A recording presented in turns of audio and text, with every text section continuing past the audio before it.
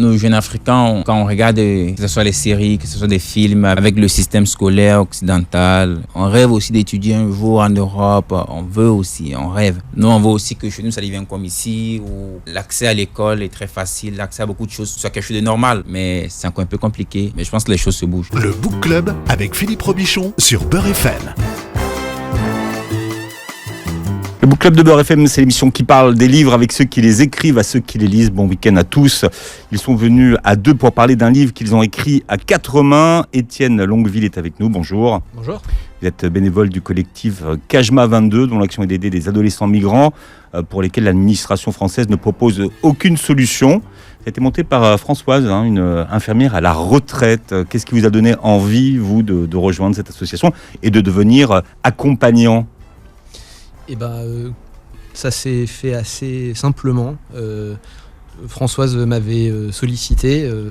Ça a commencé vraiment par du bouche à oreille, des gens qui se connaissaient, des publications sur les réseaux sociaux. Et donc, on m'a sollicité à un moment donné et j'ai dit oui pour accueillir un premier jeune. C'était pas Ulrich. Et l'expérience s'est bien passée, donc j'ai eu envie de continuer. Ulrich, c'est donc Ulrich Cabrel qui est venu avec vous. Bonjour Ulrich. Bonjour. Vous vous définissez comme un aventurier ? Ouais, toujours. Ouais. Je me définis toujours comme un aventurier. Et les migrants sont des aventuriers ? C'est pareil. Mm-hmm. Ouais, je me définis comme un aventurier, comme un migrant, comme un voyageur, comme un nomade, on va dire. Jusqu'où je vais me fatiguer. Là, je serais plus considéré comme un aventurier. Mais là, j'ai encore trop d'énergie. L'aventure continue alors. Toujours. Alors ensemble, vous avez écrit Boza. C'est justement un roman qui retrace votre aventure donc. Comment ça a commencé justement l'aventure de l'écriture ? Parce que vous, Étienne, on peut pas dire que vous parliez de la même façon qu'Ulrich, par exemple. Comment est-ce que vous avez pu écrire comme Ulrich alors que vous n'avez pas du tout la même façon de parler ? Parce qu'on a écrit à deux. Donc comment ça a commencé ?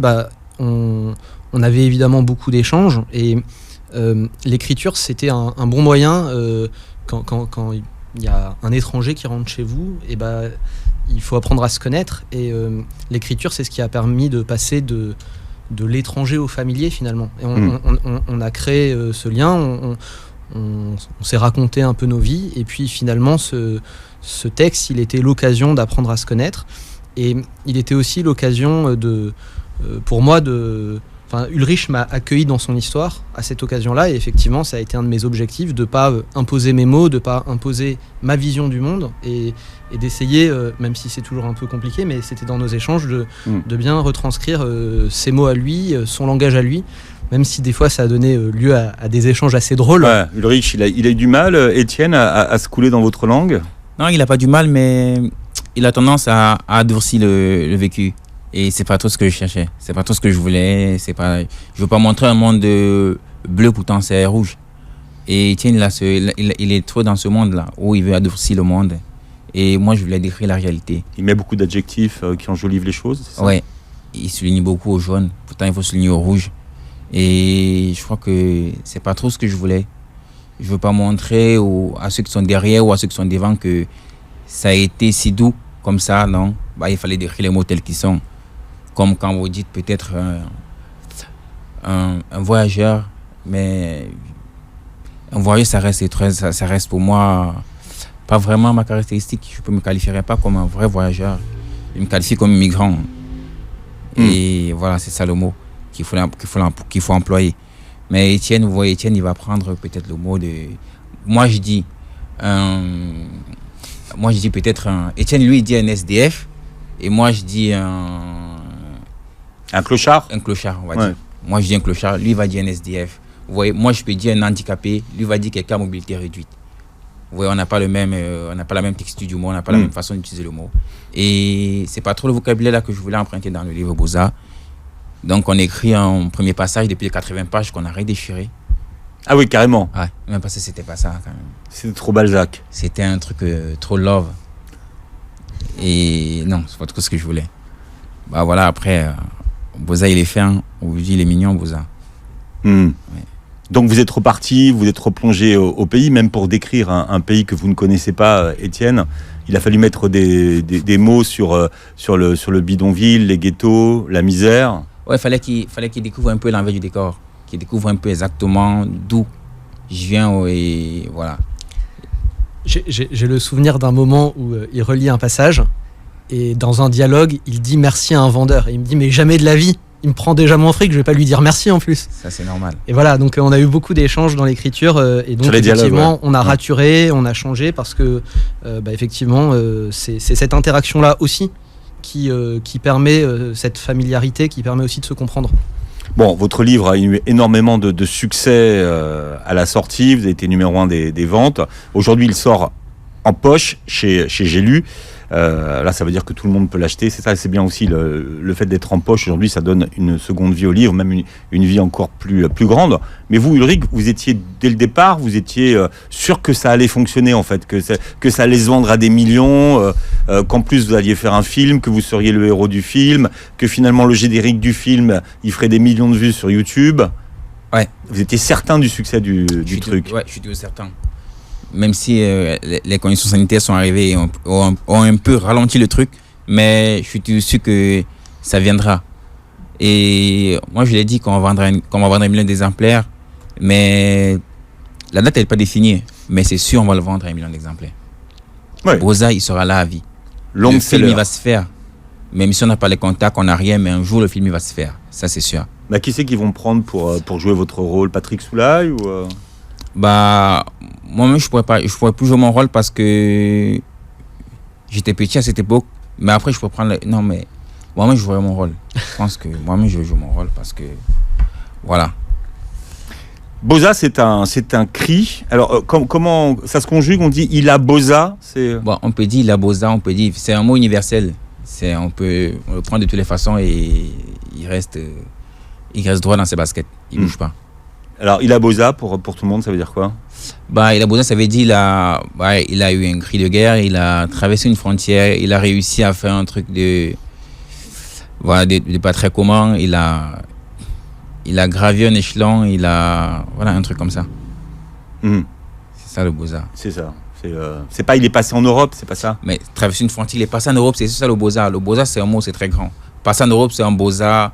Traverser les barrières, c'est un Boza. Traverser par la Méditerranée, c'est un Boza. C'est ça, le Boza, c'est un mot qui est très très grand. Quand on lit votre histoire, on se rend compte que vous avez eu beaucoup de chance, que même ceux que vous imaginez comme méchants, ils sont pas si méchants que ça. Ouais. Au final, ils ont l'air méchants, mais au fond, ils sont gentils.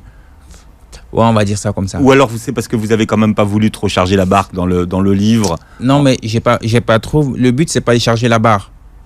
Le but, c'était pas de charger la barre. Je vais pas venir dire un truc qui. Non. Mais il y a des gens, il y a certains qu'on prend de méchants, mais ça reste l'humain. Ça veut dire là aussi son petit côté où, quand ça le touche, il est sensible. C'est un peu ça le truc. Tu peux être méchant quand même, mais t'es humain. T'as un cœur qui bat et voilà. C'est ça le truc. Alors, on replonge dans le quartier de votre enfance. Hein. C'est quand on dit le Jambo? Jambo, ouais. C'est quoi le Jambo? Bah, le Jambo, c'est les jeux du hasard. Les jeux du hasard qu'on joue, ça peut être les dés, ça peut être la carte. Ça peut être le foot, ça peut être des pénaltys, c'est tout ce qui a trait avec la mise. C'est ça le Jambo en général. Vous pouvez situer le quartier où vous avez grandi? Bah, j'ai grandi dans la 3e. Dans la 3e. Dans la 3e quoi? Ah, dans la 3e, au Cameroun. Oui, d'accord. Ouais. Mais c'est quoi? C'est où précisément? Bah, c'est où précisément? J'ai pas compris la question. Bah, votre quartier, il est où par rapport il se trouve où au Cameroun? Ah, à Bonaloka. Bonaloka, ça Ouais, c'est le nom de votre quartier. Ouais. Ça ressemble à quoi, Bonaloka? Bah, c'est un très grand bidonville avec des routes pas bitumées et truffées de flaques d'eau, des papiers, des plastiques qui jonchent le sol, des enfants qui courent à nu, qui se battent, qui crient, qui dansent, et des femmes qui vont et viennent, d'autres qui font le ménage. C'est un peu un truc très touffu et avec une très grande rigole qui traverse le quartier. C'est un peu ça le décor du quartier. Et à quel moment, pour la première fois, vous vous dites, voilà, je ne vais pas pouvoir rester là? Bah, je vais Boza. Je pense que il y a beaucoup de gens qui sont partis du quartier et d'autres qui sont revenus, d'autres qui ne sont pas revenus.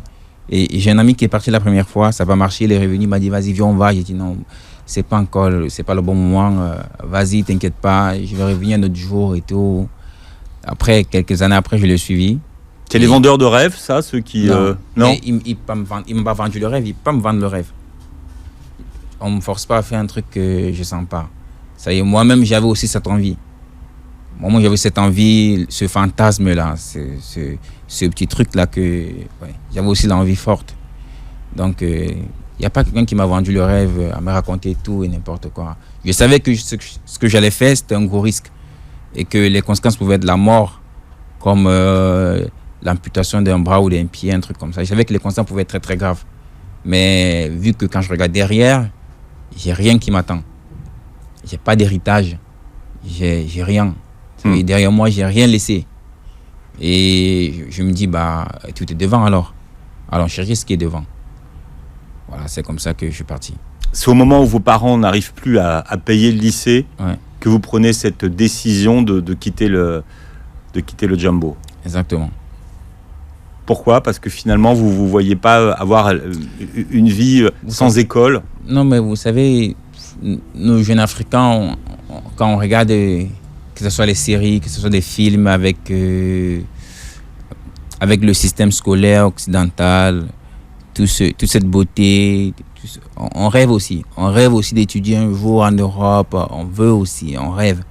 Ce qu'on n'a pas chez nous, c'est ça le truc. Nous, on veut aussi que chez nous, ça devienne comme ici, où l'accès à l'école est très facile, l'accès à beaucoup de choses soit un peu fluide, soit quelque chose de normal. Oui, mais c'est encore un peu compliqué. Mais je pense que les choses se bougent. Vous ne vouliez pas devenir ce que vous appelez, vous, un quartier-zard ? C'est Étienne qui a trouvé le nom ? Non, c'est moi-même qui ai trouvé le mot quartier-zard. Je pense que quartier-zard, c'est quelqu'un qui traîne au quartier, comme on dit. Quelqu'un qui traîne au quartier, comme ici vous dites traîner en bas des bâtiments. C'est un peu pareil. Quelqu'un qui est tout le temps dans le secteur, il ne veut pas bouger, il ne veut pas travailler, il veut rien faire de son temps. C'est ça un peu un quartier-zard. Alors vous avez 15 ans quand vous décidez de partir. Ça coûte combien à peu près pour quitter le Cameroun ? Déjà là, ça n'a pas de prix. Il n'y a pas un prix fixe. Les gens quittent avec 2 millions et ils n'arrivent même pas à traverser le Nigeria. D'autres peuvent quitter avec 10 millions, ils n'arrivent même pas à traverser le Nigeria. Donc ça n'a pas de prix. Il y en a qui peuvent quitter sans argent et ils réussissent à arriver jusqu'en Belgique. Ouais, donc vous avez fait le tour un petit peu de ceux qui pouvaient donner. Vous n'aviez pas de quoi payer la totalité de votre voyage en fait. Ouais, mais il n'y a pas eu de tout qui a été fait. Non, il n'y a pas eu de tout qui a été fait. C'est ma soeur qui m'a donné toutes ses économies. Il n'y a pas qu'elle. Non, il y a qu'elle. Parce que mon les autres ont donné un petit peu. Mon petit frère qui me donne 1000 francs, ouais, ça va, on va dire aussi lui. Mais il n'y a pas eu de quai de tontine. Non, il n'y a pas eu ça. Ça, il n'y a pas eu. Bon, ce que vous ne savez pas, c'est que vous n'avez pas payé l'intégralité de votre voyage et que vous le retrouverez plus tard. D'ailleurs, on découvre que finalement, pour aller jusqu'au Nigeria, c'est plutôt facile d'ailleurs. Ouais, mais c'est le Cameroun. Pour aller au Nigeria, il faut passer dans le Cameroun, c'est facile. Ouais, mais même pour aller au Nigeria, on peut passer une frontière sans papier finalement. Ouais, exactement, sans papier. Mais après, ça reste un contrôle. Les passeurs qui sont à la frontière, ils ont leur code, ils ont leur mot de passe. Ça se passe un peu de façon très rapide. Donc, c'est des gestes qui font en sorte que les barrières s'ouvrent et tu peux traverser facilement. Ouais. Votre première étape, c'est l'Algérie. En gros, ça veut dire ce que vous vouliez aller jusqu'en Algérie. Ouais. Quand vous quittez. Pourquoi est-ce que vous vouliez aller jusqu'en Algérie ? Mais parce qu'en Algérie, il y a beaucoup moins de en Algérie, la vie peut être accessible. La vie en Algérie peut être accessible, où tu peux trouver de quoi faire, de quoi bouger. Pourtant, au Niger, ça reste un peu compliqué. Ouais. Et en Algérie, il y a du travail. On ne va pas dire non. C'est ce qu'on vous dit. On vous dit, va jusqu'en Algérie, au moins il y a du boulot, c'est ça ? Ouais, au moins tu peux trouver. Pas au moins il y a du boulot, au moins tu peux trouver. Ouais. Pas ça a dit qu'il y a du boulot, c'est comme si on t'attendait avec un CDI qui vient de signer. C'est pas trop ça. Au moins tu peux trouver. Ouais, mais je suis arrivé en Algérie, j'ai trouvé. Ouais. Et C'était quand même bien payé, très très bien payé. On parlera de votre arrivée en Algérie tout nu. Ah, d'accord. Enfin, oui, vous êtes arrivé. Alors ça surprend Fatima Zora qui réalise l'émission, mais vous vous retrouvez à 10 km de Tamanrasset, Ouais. tout nu dans le désert. En vrai, Tout nu. pas de papier, rien. Ouais, Là, vous imaginez la scène. Non, tout nu, ça veut dire sans vêtements, Fatima Zora. à poil. À poil. Ouais. Oui. Mais ça, on raconterait. Oui. Ça, c'était votre arrivée en Algérie. Ça commençait Ouais, bien. ça- Ça commençait bien. Très très bien.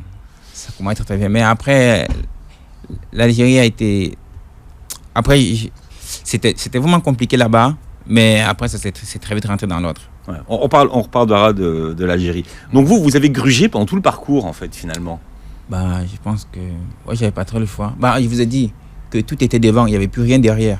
Donc, moi, je me suis toujours dit, devant, c'est mieux. Ça sera mieux devant. Ça sera mieux devant. Et c'est toujours mieux devant. Parce que derrière, il n'y a rien. Je vais rentrer faire quoi? Voir qui? Trouver qui? C'est ça le problème. Donc vous rencontrez un passeur qui veut vous tuer, qui veut vous buter, mais qui vous laisse passer. Il dit mais tu te souviendras de moi toute ta vie. Est-ce que vous vous souvenez? Est-ce que vous avez tenu votre promesse finalement? Moi, je me souviendrai toujours de lui. Ça, c'est sûr. Mais son visage, il peut me quitter la tête. Ça, c'est normal. C'est quand même quelqu'un qui a mis un 9 mm et qui m'a mis sur la tête. Donc, on n'oublie pas quelqu'un comme ça. Ouais, il m'a fait revoir ma vie en futur et en passé. Ouais, tu vois. Bah, il m'a mis l'arme ici. Il m'a dit, ouais, tu vas appeler ta mère et tout. Ouais, je ne sais pas vraiment ce qu'il a fait qu'il ne tire pas. Ah, tu vas appeler ta mère parce qu'il faut que tu payes. Ouais. Voilà, il faut que tu payes. Parce qu'il faut qu'elle envoie l'argent. Vu que moi, je lui ai dit, bah, de toute façon, j'ai pas d'argent. Là, on est à Zender, j'ai pas d'argent. C'est mort. Et là, il me menace et tout. Il me dit, ouais, tu vas appeler ta mère, c'est sûr, va envoyer l'argent et tout. Bah, on appelle ma mère à plusieurs fois. Et un jour, il est pas fâché. Il lève son boubou, il sort l'arme. Il dit, madame, si vous n'envoyez pas l'argent, on va tuer votre fils. Ma mère dit, ah bon, ok, si vous le tuez, envoyez-moi la tête pour que je l'enterre au village pour montrer qu'il est mort.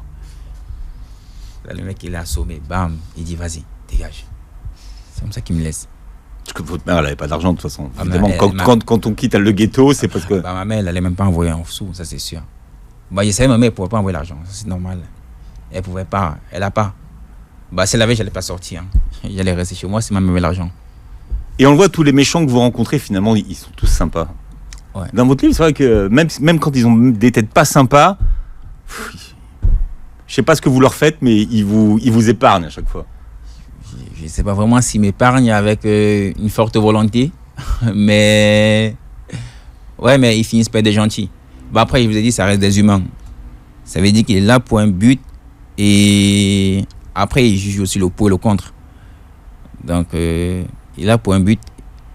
S'il ne gagne pas avec moi, forcément, il gagnera avec d'autres. Mais il ne va pas me traiter comme si j'avais payé les mêmes droits que les autres. Donc, je mets un châtiment exemplaire de façon très négative comparé à ceux qui ont payé. C'est un peu ça le truc. Étienne, cette histoire, hein, Ulrich vous l'a racontée de façon linéaire ou c'était par bout? Évidemment, c'était pas du tout linéaire.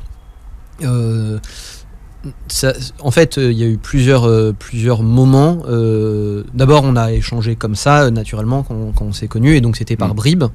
Et puis même quand on a décidé vraiment de se lancer dans l'écriture du livre, ça partait dans tous les sens, et c'est dans un deuxième temps qu'il y a eu un travail de reconstitution, de remettre les choses dans l'ordre, un choix aussi d'organiser une narration. On aurait pu la faire autrement. On a fait vraiment le choix d'une narration où on essaye d'avoir... un lecteur embarqué finalement qui est dans le sillage de Petit Watt et qui... Alors Petit Watt, c'est votre surnom, hein. Qui est le surnom et qui le suit et qui finalement vit un peu les événements avec lui en utilisant le tu qui permet de se sentir proche. Parce que vous vous adressez au lecteur, hein, pendant tout ce livre. Vous avez eu de la chance parce que vous l'avez envoyé à des éditeurs vraiment sous forme de manuscrit. Oui, alors on a eu de la chance, on a quand même mis 1 an avant qu'il soit... Vous vous rendez pas compte, mais pour être édité chez un éditeur, en plus Philippe Ray... Ouais, non, on a eu beaucoup de chance, et c'est vrai que Philippe Ray, on le connaissait pas, on n'avait pas de contact en commun avec lui. On lui a écrit par manuscrit, et on a fait une relance par mail. Vous l'avez envoyé par la poste? On a envoyé par la poste d'abord, et une relance par mail, et effectivement, il l'a lu, il nous a appelé fin décembre, un an avant la sortie du livre, et il nous a dit qu'il avait aimé l'histoire et qu'il avait envie de la publier. Donc on a eu énormément de chance et il nous a très bien accompagnés. Bien, Ulrich, est-ce que vous pensez vraiment que pour être français, il faut écouter Vianney et Big Flo et Oli? Ça vient d'où cette idée-là? Bah, Est-ce que vous voyez vraiment que le comble de la francitude, c'est ça? non. Bon, vous me rassurez. on peut écouter autre chose. On va écouter une chanson que vous découvrez à Oran, MHD, Maman, j'ai mal. Maman, j'ai mal.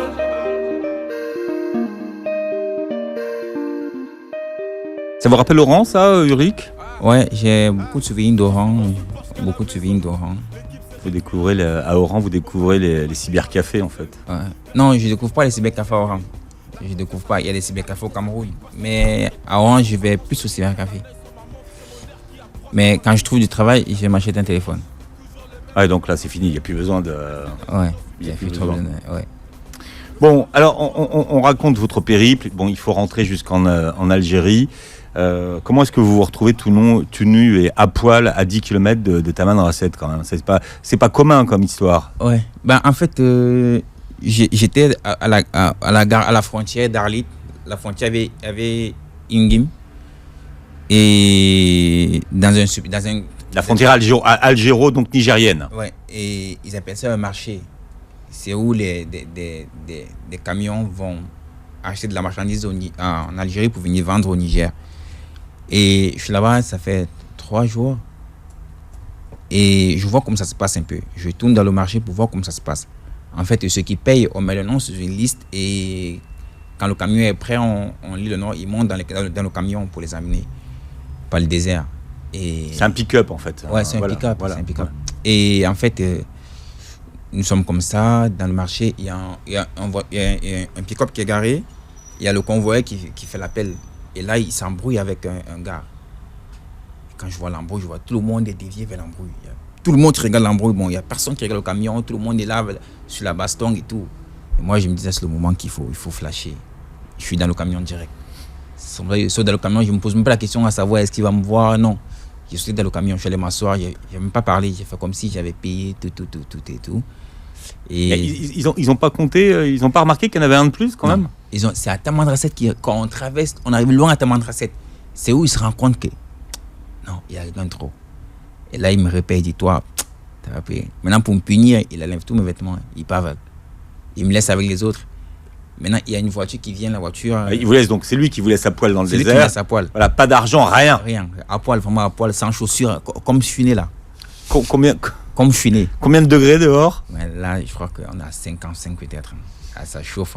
Avec le reflet du soleil sur des pierres, oh là là, ça fait sensation. Et donc vous vous dites quoi sensation. à ce moment-là? Vous vous dites quoi? Je suis tout nu dans le désert. Qu'est-ce que je fais? Qu'est-ce qui me reste comme choix? Ouais, il y a le sable qui me chauffe les pieds. À ce moment, je me dis, je vais attendre, espérant que d'autres viennent vite. Et c'est comme ça que je reste. J'espère que d'autres viennent. Et maintenant, il y a une autre qui vient peut-être 3 heures, 4 heures après. Une voiture? Un autre pick-up qui vient avec d'autres migrants. Et il se garde très loin. Il y a un qui descend. Le convoi, il descend, il avance. Il ne comprend pas comment je suis nu. Il ne comprend pas comment un noir dans le désert est tout nu. Il dit, mais ça, c'est quel esprit, ça? Et il approche. Ah, mais tu fais quoi? Je l'explique que ouais, je suis arrivé parce que voilà, c'est un camion qui m'a déposé. Il a pris mes vêtements parce que voilà. Maintenant, il fait signe au pick-up de venir. Le pick-up, il vient avec les autres immigrants qui me donnent des vêtements et tout. Après, il voit avec les taxis mafia qui viennent nous chercher. Il dit, ouais, amenez-le et tout. Alors, Taxi Mafia, pour tout le monde, c'est... Ouais, taxi mafia, c'est les taxis qui prennent les migrants sur la montagne pour les amener dans les ghettos. Et c'est comme ça qu'il voit avec le chauffeur, c'est comme ça que le chauffeur m'amène. Mais vous n'avez pas d'argent? Ouais, mais il parle avec le chauffeur. C'est une même ligne, c'est pareil. Le chauffeur m'amène et tout. C'est comme ça que vous arrivez à Tamanrasset. Ouais. Habillé, avec des tongs et un caleçon, au moins. Il faut dire que quand même, avant l'arrivée à Tamanrasset, c'est peut-être le passage le plus dur du livre. Vous traversez ce que vous dites comme être la plus grande poubelle de l'humanité, Ouais. le cimetière des vivants, des rêveurs innocents. Et là, c'est combien de personnes que vous voyez sur la route qui les corps à ciel ouvert? C'est combien de centaines de corps que vous voyez? Bah, il pense que là, il pense qu'on pourrait compter même 300. Je pense que il y a des ossements, toutes formes, le sable qui a soufflé sur d'autres, des tempêtes qui ont mélangé tout le reste. Je pense qu'il y a autant de morts vraiment dans le désert que dans la Méditerranée, hein, par contre. On parle pas de ça. Hein. Ouais, non. Ah, non, on n'en parle pas. Mais quelqu'un qui a traversé le désert et qui est passé par là, il peut témoigner. Je pense qu'il y a autant de morts dans le désert. Parce qu'il y a des pick-up qui font traverser les migrants et qui les laissent dans le désert pour rentrer. Qui les abandonnent. Ouais, dans le désert, ils rentrent. Et t'imagines, le désert, c'est comme un terrain neutre, inerte en plus même. C'est-à-dire, tu vois pas de maison à gauche, à droite, devant, derrière. Tu te débrouilles t'avances, tu sais pas si t'avances, tu sais pas si tu recules. C'est-à-dire, tu peux te retrouver, je sais pas, tu peux quitter du désert du Niger, te retrouver au désert de la Mauritanie peut-être, pourtant tu vas en Algérie ou... Ce que vous racontez, c'est des hommes, mais pas que des hommes. Ouais, des femmes, des enfants, des bébés. Il y avait... Mais ils sont victimes de qui? Parce que... Ouais, je peux pas vous dire, j'ai pas été. Je sais pas de qui sont victimes, j'ai pas été, pour vous dire. Après, il y a des voitures rafalées, sans qu'il y a eu une confrontation où il y a eu un truc qui s'est passé. Mais après, je sais pas de qui sont victimes parce que j'ai pas été pour dire. Pour enquêter. Alors, vous arrivez à Tamanrasset, là, vous découvrez le ghetto camerounais de Tamanrasset. Ah ouais. Alors, il est organisé comment ce ghetto? Parce que c'est quand même incroyable. Hein. Il y a un président, un premier ministre, un ministre des Finances. C'est quoi ce truc? Bah, c'est toute une bande qui est mise en place par le gouvernement en place, par l'ancien qui a dit ok, je suis ici, je suis le plus têtu et tout. Vous allez comprendre à moi. Alors, c'est une organisation virtuelle hein, pour ceux qui nous écoutent, mais c'est une organisation de ghetto. De ghetto virtuel, ça veut dire que c'est pas connu par les autorités locaux. Donc, voilà. Il y a un président, il y a un premier ministre, un vice-premier ministre, il y a un TMO, il y a un chef de cuisine, un chef de ceci. Il faut payer les droits de parler, droits de se laver. Donc, tout est payant dans le ghetto? Tout est payant. Si tu parles sans avoir payé les droits de parler, ils appellent ça un fuck-up. Ça veut dire que c'est une sanction. On doit rajouter encore de l'argent sur ce que tu dois déjà. Ça, c'est à Tamanrasset. Il est où à Tamanrasset, ce ghetto? Bah, il est dans Tamanrasset même. Dans les montagnes de Tamanrasset, on dit. Combien de Camerounais? Bah, là, on peut avoir 300, 400. Ouais, 300, 400. D'accord. Non, et donc là, vous êtes là, vous n'avez toujours pas d'argent, et il faut trouver de l'argent pour aller à Oran. La prochaine étape de votre vie. Il faut d'abord trouver de l'argent pour payer le ghetto avant de sortir. Aller à Oran, c'est un autre monde. C'est encore... Déjà, il faut payer la prison où tu es. C'est une prison. Il faut payer avant de sortir. Même si tu vas aller chercher du travail, il faut payer. Et vu qu'ils savent que tu es rentré, tu n'as pas d'argent, parce que quand tu rentres, déjà, ils te dépouillent. Ils prennent tout ce que tu as. Après, ils te demandent encore de payer. Tu vas payer comment? Vous avez rien puisque vous étiez tout nu. Ah, bah ouais. Moi, je lui ai dit, j'ai rien. On m'a dit, ok, tu vas rester ici jusqu'à ce que ta famille envoie l'argent. J'ai dit, bah, ma mère peut rien envoyer. Ça, c'est sûr. Bah, après, je suis resté et tout. Après, il y a le président qui...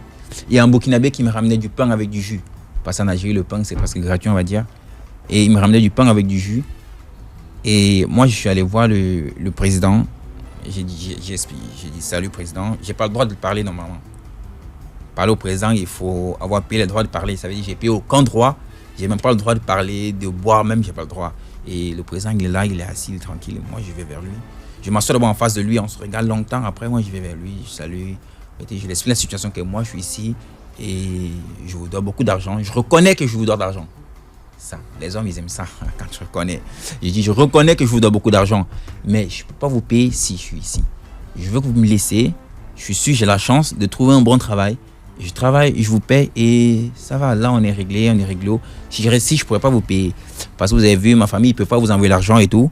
Donc, pardon, laissez-moi aller travailler et je vais régler votre argent. Alors, c'est une histoire vraie et on appelle ça un page turner. Ça veut dire que quand vous commencez à le lire, vous ne pouvez plus vous arrêter de le lire. Même si vous savez que ça finit bien. On parle de Boza, c'est l'histoire d'Ulrich Cabrel qui est notre invité avec Étienne Longueville qui vous a aidé à tenir le stylo et qui a mis sur le papier vos propres mots. C'est vrai qu'il y a certaines expressions, on les voit mal dans la bouche d'Étienne, mais qui les maîtrise à mon avis très bien aujourd'hui. Boza, c'est le plus beau mot que vous ayez jamais prononcé, Ulrich. Boza, c'est vraiment le plus beau mot que j'ai jamais prononcé. Je pense que avec Boza, on peut tout dire. Bah, ça va, Boza m'a donné une liberté aussi. Grâce à Boza, j'ai pu être invité aujourd'hui à Beurre FM. On est d'accord? Ah ouais, bah ça, là, je veux dire, c'est quand même le top. C'est-à-dire que dans la vie, vous avez fait... Attendez, vous avez fait Ruquier. Ah ouais. Vous êtes allé chez Elisabeth Quint, tu vois, donc mon Elisabeth Quint. idole intégrale, tu vois. Vous êtes allé chez Élodie Font sur France Inter, et là, vous êtes sur Beurre FM. Là, j'ai dit, franchement... Le La Graal. crème de la crème. Non, mais c'est la crème, vous vous rendez pas compte. Mais n'empêche que vous avez eu beaucoup de chance, parce que votre livre, il est sorti pile au bon moment. Ah, exactement. S'il sortait un mois après, c'était mort pour Ah, vous. c'était enterré. Hein. Alors là, je peux vous assurer que vous auriez ramé pour faire la promo du livre. Ah, ouais, ça, c'est sûr. Mais on l'aurait sorti un mois avant, on en aurait eu davantage. On peut dire, on peut voir les deux façons, mais je pense que par rapport à tous les projets d'Ulrich, ça a quand même anéanti pas mal de choses, parce qu'on a quand même sorti le bouquin un mois à peine avant le début du confinement. Ouais. Et déjà, ça commençait à sentir le pâté, hein, comme Ouais. on dit. Mais n'empêche que vous avez une énorme promo. Vous avez eu la chance d'être édité chez Philippe Rey, qui est un très très bel auditeur, qui est un éditeur très exigeant déjà. Vous avez fait des émissions que tout le monde... Ruquier, par exemple, c'est vraiment le talk show qui fait vendre le plus de livres et que tous les auteurs veulent faire aujourd'hui. L'émission Culture d'Arte. Donc finalement, ça vous a permis d'accéder à des choses. Franchement, vous avez une belle promo pour un premier livre, hein, je peux vous dire. Ouais, ça, j'avoue. Je suis très content, en fait. C'est dû à quoi? Ah, alors, à la chance d'Étienne.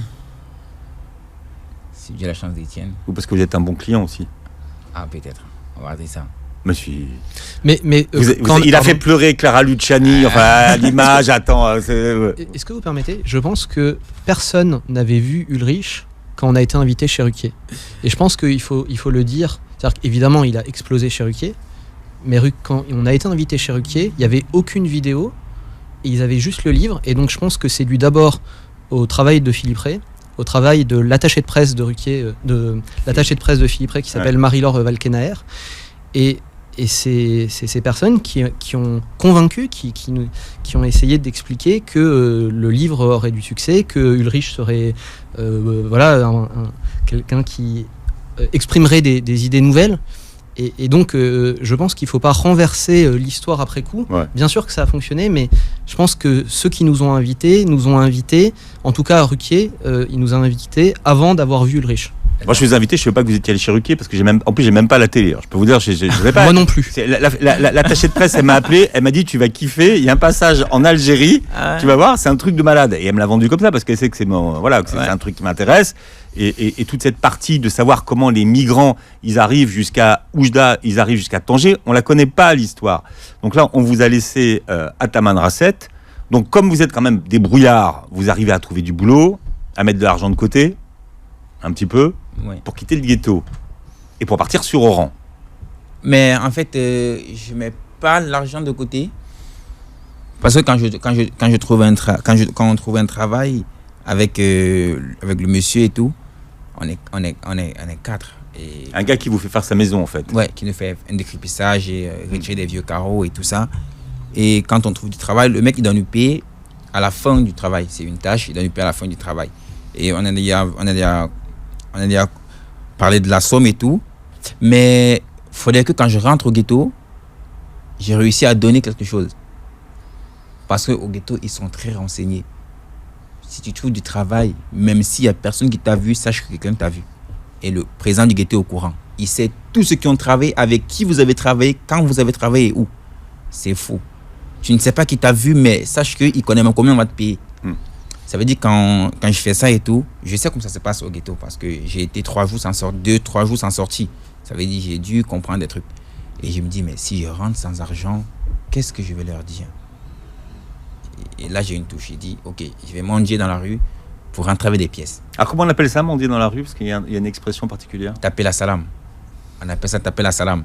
Je vais taper la salam dans la rue pour rentrer avec des pièces. Et on découvre qu'à Tanger, par exemple, il y a ceux qui tapent la salam, il y a ceux qui attaquent ceux qui tapent la salam, Exactement. qu'on appelle les comment?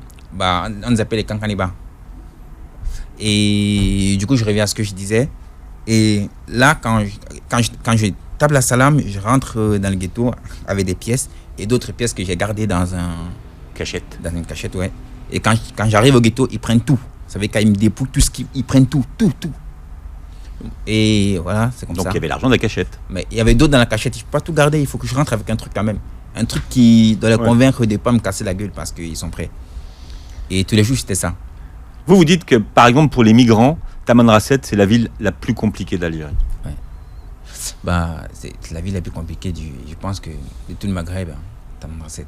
Parce que déjà, c'est interdit pour nous de prendre des bus de Tamanrasset pour Gardaya, Tamanrasset pour Insala ou Tamanrasset pour Ingizam. Déjà, il y a la frontière Ingil et il y a une deuxième frontière avant Ingizam et il y a une troisième frontière avant Insala. Ça veut dire une fois que tu es à Insala, c'est bon, tu es sauvé de ce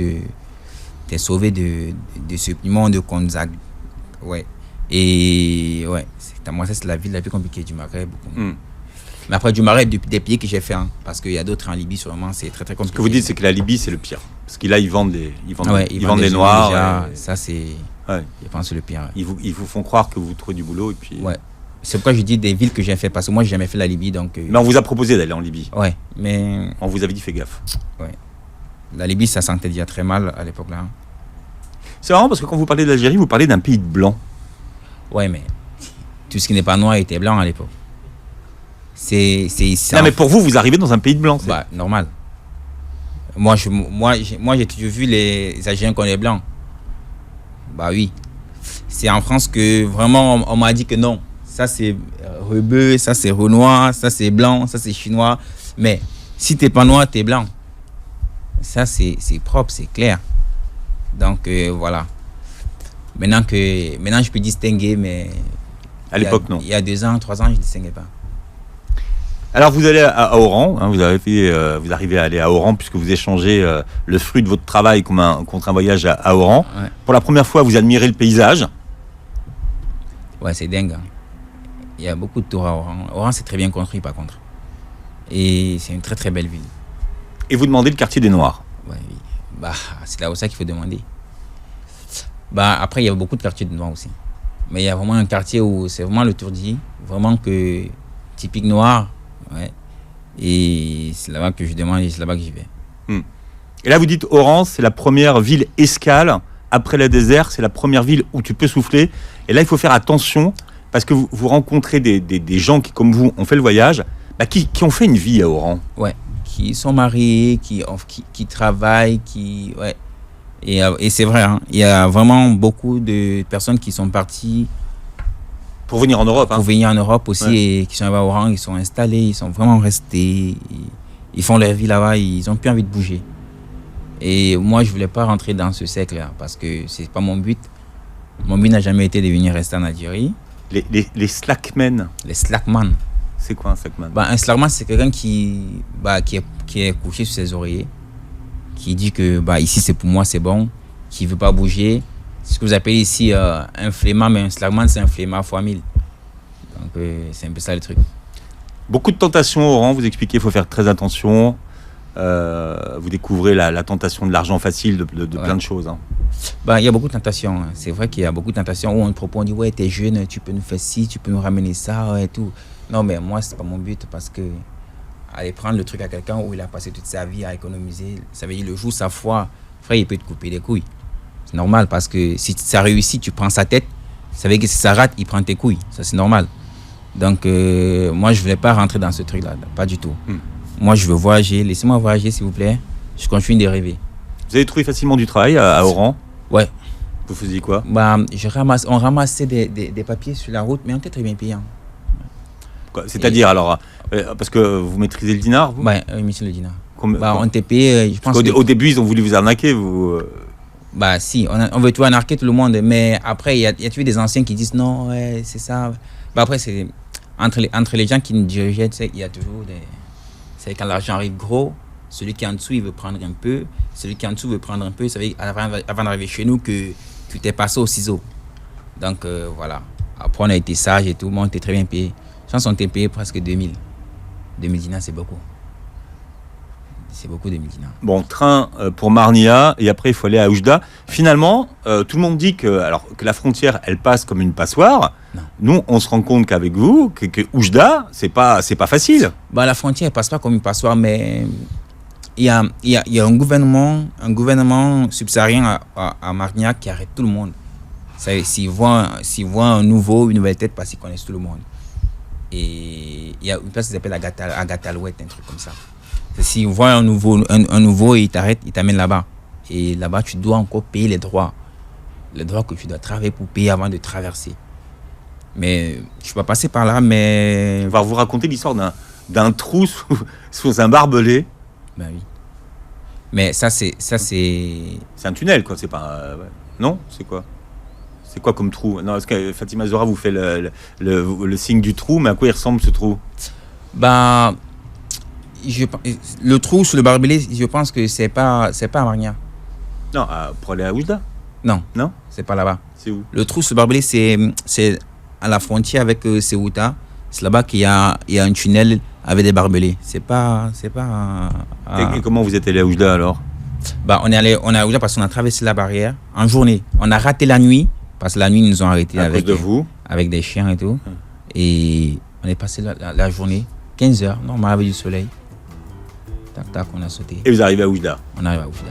Oujda, Tanger, là encore c'est une autre histoire. Ouais, Oujda, Tanger, c'est notre histoire. La suite c'est dans le livre, mais bon voilà, vous allez découvrir un petit peu comment ça se passe concrètement. Combien de temps vous avez ça a pris pour vous entre votre départ et votre arrivée en Europe? Ben, après ça dépend de l'Europe. L'Europe où?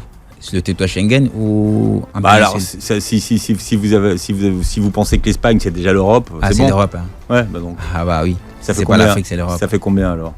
Ben 7-8 mois. 7-8 mois. Il y a la différence entre le petit bang et le grand bang. Ouais, la différence entre le petit bang, petite Europe et la grande Europe. La grande Europe, c'est ça qu'on appelle le territoire Schengen. Petite Europe, c'est la péninsule. Peninsula. Bien, Boza. Maintenant, vous lisez l'histoire d'Ulrich qui a été écrite avec Étienne Longueville. En poche, c'est chez J'ai lu. Merci tous les deux d'avoir été avec nous ce matin. Vous réécoutez l'émission en podcast et puis vous regarderez la vidéo de l'émission sur la chaîne YouTube. Merci d'avoir été avec nous et très bon dimanche sur Beurre FM. Merci. Merci.